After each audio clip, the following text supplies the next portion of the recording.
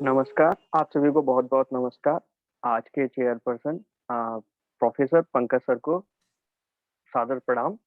Specially मैं thank you कहना चाहूँगा बाला सर को, क्योंकि बाला सर ने जो काम किया है फ़िलॉसफ़ी काउंसलिंग को लेके, वो बिल्कुल वैसा है जैसा भागीरथ ने गंगा को भारत में लाके किया था। ऐसा बिल्कुल सेम काम इस टाइम बाला सर कर रहे हैं। फिलॉसफिकल काउंसलिंग मेरे लिए थोड़ा ज़्यादा पर्सनल है। पर्सनल कहने का मतलब ऐसा नहीं है, मेरा पेपर ऐसी बात नहीं कर रहा है कि पर्सनल है, लेकिन मैं फिर भी इसको पर्सनल इसलिए कहना चाहूँगा, क्योंकि अभी हमने देखा है कि जिस तरीके से कोविड पूरे भारत में और पूरे विश्व में फैल रहा है, इसमें शायद ही कोई ऐसी फैमिली होगी जिसने अपने किसी परिचित को ना खोया हो। मेरी ये पर्सनल होना इसलिए हो गया है क्योंकि मैंने अभी 6 महीने पहले अपने पापा को खोया। पापा को खोने के बाद मुझे ये समझ में आया कि जब व्यक्ति मानसिक रूप से परेशान होता है, तो चीज़ें थोड़ा ज़्यादा समझ में आती हैं। और ये बात समझ में आई मेरी कि दर्शन को पढ़ना और उसे जीवन में अपनाना 2 एकदम अलग-अलग चीज़ें हैं। लेकिन साथ ही साथ ये समझ में आया कि दर्शन एक ऐसी पद्धति है जैसा हमें भारतीय दर्शन सिखाता है कि जीवन में कुछ भी हो, हमें हमेशा चलते रहना है। भारतीय दर्शन में कहा भी गया है, चरेवेति, चरेवेति। अब अगर मैं दार्शनिक परामर्श के अपने व्यक्तिगत अनुभव की बात करूँ, तो मुझे समझ में आया कि फिलॉसफिकल काउंसलिंग, जिसे हिंदी में दार्शनिक अभ्यास, दार्शनिक परामर्श या नैदानिक दर्शन भी कहा जाता है। फिलॉसफी काउंसलिंग का एक स्पष्ट मतलब है कि जीवन में एक ऐसा दृष्टिकोण होना जो दर्शन के तत्वों को अपने आप में समाहित किए हुए हो, या किसी समस्या का निदान दार्शनिक दृष्टिकोण के अनुसार उपलब्ध कराना। दार्शनिक परामर्श जीवन में होने वाली परेशानियों का समाधान आपके अंदर से खोज कर देता है। जैसे माया का नाश हो जाने पर हमें पता होता है कि वही साक्षात ब्रह्म है। अगर दार्शनिक परामर्श को चरणों में बाँटना हो, तो इसको मुख्यतः 3 चरणों में बाँटा जाता है, जिसका पहला चरण है संवाद, दूसरा है समस्या को पहचानना और तीसरा है समाधान, जो कि व्यक्ति के अंदर से ही खोजा जाता है। अंतिम चरण में व्यक्ति को अच्छा महसूस कराया जाता है। संवाद, संवाद का तात्पर्य है किसी की बातें सुनना और किसी से बातें करना। यहाँ पॉइंट नोटिस करने वाला ये है कि हमें सुनना बहुत महत्वपूर्ण होता है, क्योंकि जैसे पहले गुरु और शिष्य का संवाद होता था, अगर बात ध्यान से सुनी जाएगी, तभी हम संवाद के द्वितीय स्तर तक पहुँच सकते हैं और उसकी परेशानी यानी समस्या को डिटेक्ट किया जाता है। अगर समस्या की पहचान होती है, तब हम नैदानिक दर्शन के तृतीय स्तर अर्थात समाधान खोजने की तरफ बढ़ पाते हैं। फिलॉसफी काउंसलिंग की सबसे अच्छी बात इसी चरण में दृष्टिगोचर होती है, क्योंकि समस्या का समाधान जिसको समस्या है उसी के अंदर से खोज कर दिया जाता है, अर्थात व्यक्ति का समाधान और व्यक्ति के अंदर से। इसका सबसे सुंदर उदाहरण भगवत गीता में देखा जा सकता है। जो कृष्ण ने अर्जुन के साथ किया, वही नैदानिक दर्शन है। जो समस्या अर्जुन को आ रही थी, उसका समाधान अर्जुन के अंदर ही था, लेकिन अर्जुन को ऐसा पता नहीं था। कृष्ण ने अपनी तरफ से कुछ भी ऐड नहीं किया। कृष्ण ने ये समाधान अर्जुन से ही निकलवाया। अगर हम देखें तो पिछले कुछ दशकों में दार्शनिकों ने अपने ज्ञान और कौशल को व्यक्तिगत समस्याओं और स्थिति के लिए परामर्श के क्षेत्र में लागू करना शुरू किया है।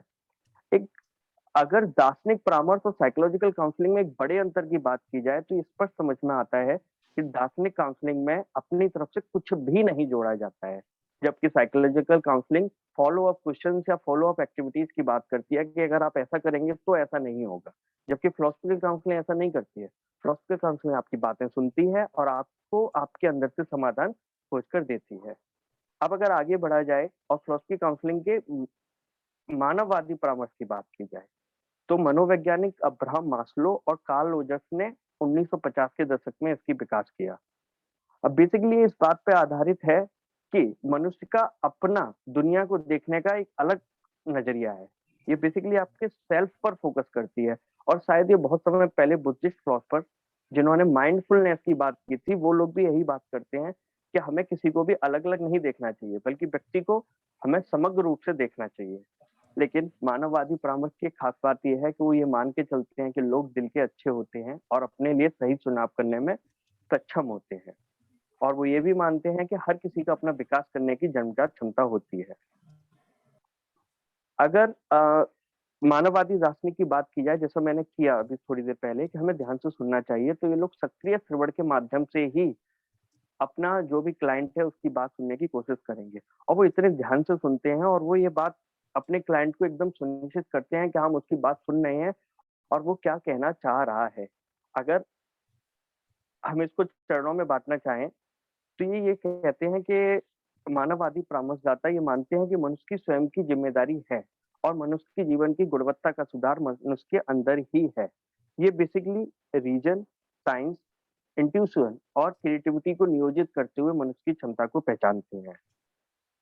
तभी हम कहीं जाके व्यक्ति को पूर्ण रूप से डेवलप कर सकते हैं।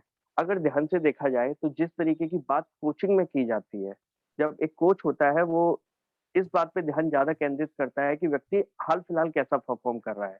वो ये बात नहीं देखना चाहता कि पहले क्या हुआ है। यानी कि कोचिंग इस मुद्दे पे काम करती है कि कैसे मुद्दे को संबोधित करना है, जबकि परामर्श ये देखता है कि क्यों करना है। सबसे इंटरेस्टिंग बात फिलॉसफी काउंसलिंग की ये है कि लोग जनरली ये सोचते हैं कि जब आदमी बीमार होता है या मानसिक रूप से कमजोर है, तभी उसको काउंसलिंग करानी चाहिए, लेकिन ऐसा नहीं है। जब व्यक्ति को पूर्णतः विकसित होना है, तब भी हम काउंसलिंग करा सकते हैं। अब अगर मानववादी परामर्श की अलग-अलग थेरेपी की बात की जाए, तो बेसिकली इसमें गेस्टाल्ट थेरेपी, क्लाइंट केंद्रित थेरेपी और अस्तित्व संबंधी थेरेपी शामिल है। गेस्टाल्ट को अगर हम शब्दों में तोड़ें, तो गेस्टाल्ट का मतलब होता है पूर्ण, यानी कि मनुष्य का पूर्ण विकास करना। जिससे कि हम उसकी जो अनसुलझी भावात्मक कठिनाइयाँ हैं, उनको कम कर सकते हैं। सेम अगर क्लाइंट की बात की जाए, तो क्लाइंट थेरेपी में बेसिकली ये देखा जाता है कि जो काउंसलर है, वो अपनी तरफ से कुछ भी ना जोड़े, बल्कि वह एक परामर्शदाता का काम करे। जबकि फिलोसॉफिकल काउंसलिंग में ऐसा होता है कि व्यक्ति स्वयं इन्वॉल्व हो जाता है और अपनी बातें करने लगता है कि ऐसा होना चाहिए, वैसा होना चाहिए। इसलिए यहाँ पे फिलोसॉफिकल काउंसलिंग साइकोलॉजिकल काउंसलिंग से थोड़ा-सा डिफरेंस है। अगर मैं अस्तित्ववादी परामर्श की बात करूँ, तो अस्तित्ववादी परामर्श उन लोगों के लिए ज़्यादा अच्छा है, जो इस मामले को बहुत ज़्यादा डीप में ले जाके देखना चाहते हैं। अस्तित्ववादी परामर्श की मेनली बात बेसिकली प्रोफेसर अनन्या मैम कर चुकी हैं, तो उसको ज़्यादा डिस्कस करना ठीक नहीं है। अब अगर मैं आगे बढ़ूँ, तो मुझे ये समझ में आता है कि मानववादी परामर्श उनके लिए सही हो सकता है जब एक व्यक्ति खुद को संपूर्ण महसूस करने के लिए संघर्ष करता है या व्यक्ति के जीवन में सकारात्मक समर्थन की कमी है या अपने आप को सुधारने और आत्म साक्षात्कार करना चाहता है या दैनिक जीवन के तनाव और चिंता से जूझने में मदद चाहता है।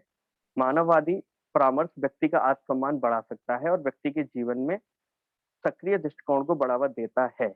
लेकिन एक सबसे इंटरेस्टिंग बात यही निकल के आती है कि जब हम एक काउंसलर से इस पे बात करना चाहते हैं, तब जनरली ये माना जाता है कि परामर्शदाता जो हमारा है वो खुले विचारों वाला होगा। लेकिन जब एक काउंसलर से बात करता है तो क्या उसका सामाजिक राजनीतिक दर्शन मायने रखता है? क्योंकि सामाजिक राजनीतिक दर्शन कहीं न कहीं हम सबकी ज़िंदगी में शामिल है, क्योंकि व्यक्ति की शुरुआत समाज से होती है और समाज के निर्माण में राजनीतिक कारकों की भूमिका होती है। और अगर भारत में ये बात बहुत ध्यान से देखी जाए तो हम चाहे खुद को कितना भी बचाने की कोशिश करें, हमारे ऊपर सामाजिक और राजनीतिक कारकों का कोई न कोई प्रभाव होता है। जैसे कि वाद, प्रतिवाद और संवाद की स्थिति में, वाद, प्रतिवाद और फिर संवाद, तीनों की स्थिति में हर एक कारक का अपना-अपना महत्व है, जिसमें कहीं न कहीं सामाजिक और राजनीतिक कारकों का भी प्रभाव है। साथ ही साथ इस पर थोड़ा-सा आर्थिक प्रभाव भी पड़ता है। अगर हम पिछली कोई रिसर्च उठा के देखें तो हमें ये पता चलता है कि इकोनॉमिकल कंडीशंस, बेरोज़गारी, भेदभाव या वार या यहाँ तक कि पॉलिटिकल फ्रीडम भी व्यक्ति के मनोवैज्ञानिक स्वास्थ्य पर गहरा प्रभाव डाल सकते हैं। इसका मतलब ये नहीं है कि एकमात्र कारक है, लेकिन कहीं न कहीं प्रारंभिक जीवन के अनुभव मनुष्य के ऊपर इसका प्रभाव डाल सकते हैं। ब्रिटिश मनोवैज्ञानिक और सामाजिक आलोचक सुसी और वैक जिनको कि हम नारीवाद और मनोचिकित्सा पर अपने काम के लिए दुनिया भर में जानते हैं। एक बार उनसे एक कार्यक्रम में पूछा गया क्या वह जो थेरेपी करती हैं वह किसी तरह से उनकी राजनीति है? उनका जवाब एक परामर्शदाता के सामाजिक राजनीतिक प्रभाव को स्पष्ट रूप से व्यक्त करता है। उनका जवाब इस प्रकार से था quote unquote I hope it's not my politics. I hope it's not my politics by I hope it's express my politics. अर्थात मुझे आशा है कि ये मेरी राजनीति नहीं है, लेकिन मुझे ये आशा है कि मेरी राजनीति को व्यक्त करता है। सुसी ऑर्वेक की यह बात सीधे-सीधे इन थेरेपी कार्यक्रम में समझी जा सकती है कि एक काउंसलर के ऊपर सामाजिक राजनीतिक दर्शन का प्रभाव होता है। अगर हम आगे बात करें, तो मनोवैज्ञानिक मार्क कूपर इसकी बात करते हुए कहते हैं कि यदि हम अपने क्लाइंट की मनोवैज्ञानिक कठिनाइयाँ ये देखते हैं कि अगर वो सामाजिक राजनीतिक संदर्भ से जुड़ी हुई हैं, तो हम परामर्श कक्ष से बाहर निकल कर उनके लिए वो सब चीजें कर सकते हैं, क्योंकि अल्टीमेटली फिलोसफिकल काउंसलिंग का मेन उद्देश्य ये है कि व्यक्ति को अच्छा महसूस कराया जाए और व्यक्ति को पूर्ण रूप से विकसित किया जाए। अगर हम सिर्फ अपने आप को इसलिए लिमिटेड कर लें कि व्यक्ति के ऊपर इन सब चीजों का प्रभाव नहीं पड़ेगा, तो ये व्यक्ति के साथ या क्लाइंट के साथ गलत हो जाएगा, क्योंकि अल्टीमेटली हमें उसका पूर्ण रूप से विकास करवाना है। अब यदि व्यक्ति के संपूर्ण होने की बात की जाए या समग्र के लक्ष्य में सामाजिक राजनीतिक दर्शन को भी इंक्लूड किया जाए, या उसके समाज में उसका इतिहास अर्थात किसी को भी शामिल किया जाए, या इसके अलावा भारतीय दार्शनिक परंपरा के तत्व जैसे भगवत गीता, अद्वैत दर्शन, उपनिषद का दर्शन अर्थात एकात्मकता, इंटीग्रलिज्म और विश्व के सार्वभौमिक कल्याण का भाव, जो कि फिलोसफिकल काउंसलिंग का भी लक्ष्य है, अगर समग्र रूप से देखा जाए तो इसे हम भारतीय कंटेम्प्रेरी थिंकर दीनदयाल उपाध्याय द्वारा प्रतिपादित एकात्म मानववाद के सिद्धांत में देख सकते हैं।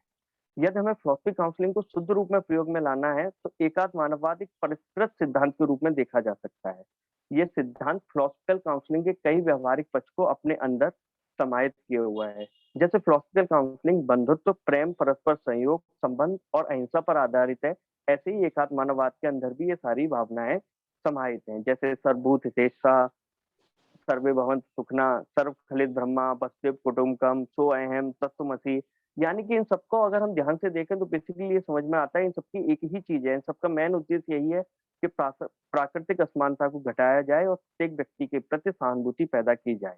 आज लोकतंत्र या वैज्ञानिक युग में भी हम लोग पहुंच गए हैं, लेकिन सारे विकास का मापदंड एक ही है कि सभी का कल्याण हो, और दार्शनिक परामर्श का उद्देश्य भी यही है कि सभी का कल्याण संभव हो। ठीक इसी प्रकार एकात्म मानववाद परिवार, राष्ट्र और मानवता के माध्यम से संपूर्ण ब्रह्मांड तक एक व्यक्ति के समग्र अवसरों पर देता है। जिस प्रकार हम एक वह नींव के पत्थर है जिसके ऊपर हम पूरे तंत्र को खड़ा कर सकते हैं। एकात्म मानववाद बेसिकली ये बात करता है कि यत्र पिंडे तत्र ब्रह्मांडे, अर्थात व्यक्ति केंद्र में एक व्यक्ति है, व्यक्ति से जुड़ा हुआ एक परिवार है और परिवार से जुड़ा हुआ एक समाज है, और उससे जुड़ा एक राष्ट्र है, और फिर अनंत ब्रह्मांड सब कुछ अपने आप में समाहित किए हुए है। यानी कि एक स्तर से दूसरे स्तर का विकास होता है, फिर तीसरे स्तर का विकास होता है। इस तरीके से हम सभी लोग एक दूसरे के पूरक और स्वाभाविक सहयोगी हैं। अब अगर जैसी बात मैंने की थी कि हमारे ऊपर सामाजिक राजनीतिक दर्शन का प्रभाव पड़ता है, तो अगर इसे हमें समझना होगा तो हमको ये समझ में आता है कि संस्कृति, व्यक्ति और समाज तीनों कहीं न कहीं स्थिति में शामिल हैं। यानी कि हमें कुछ इस हिसाब से करना चाहिए कि जो हमारा है उसे हम अपने हिसाब से अपनाएँ, और जो हमारा नहीं है उसे हम अपने हिसाब से अपनाने के आधार पे अपनाएँ, जिसका आधार मानवता होनी चाहिए। बेसिकली जब मैंने सामाजिक राजनीतिक दृष्टिकोण की बात की थी, तो ये की थी कि व्यक्ति की शुरुआत समाज से होती है, और अगर एक चीज़ को समझ लिया जाए तो मनुष्य का सर्वांगीण विकास संभव है। व्यक्ति के समान ही राष्ट्र की भी आत्मा होती है, जिसे चिति कहा जाता है। अब इसके होने का कोई ऐतिहासिक कारण नहीं है। समाज के लिए क्या उचित है, क्या अनुचित है, ये निर्धारित करने का कार्य वास्तविक रूप से चिति करती है। चिति का ये सिद्धांत परामर्श के समय उत्पन्न होने वाले राजनीतिक द्वंद्व या विरोधाभास को लगभग शून्य कर देता है। अब अगर आज के तीव्र वैश्वीकरण के दौर की बात की जाए, तो भावात्मक रूप से कमजोर मनुष्य के लिए दूरगामी परिणाम में उचित और अनुचित का फैसला करना मुश्किल हो रहा है। एकात्म मानववाद के सिद्धांत के द्वारा व्यक्ति अपने व्यक्तित्व का विकास करता हुआ संपूर्ण मानव ही नहीं अपितु सृष्टि के साथ इंटीग्रलिज्म रूप अपनाकर नर से नारायण बनने में समर्थ हो सकेगा। यही हमारी संस्कृति का शाश्वत, देवी और प्रभावान रूप है। आज के समय चौराहे पर खाली खड़े मानव के लिए ही हमारा दिक दर्शन है, जो कि फिलोसफिकल काउंसलिंग आज के समय करने का प्रयास कर रही है। अगर हम इंटीग्रल ह्यूमनिज्म के फिलोसफिकल काउंसलिंग के पक्ष को अपनाएं, तभी हमारा सार्वकालिक लक्ष्य समस्तः सुखिनो भवन्तु या सर्वे भवन्तु सुखिनः, अर्थात इस श्लोक में सभी सुखी रहें पूर्ण हो सकेगा। बहुत बहुत धन्यवाद।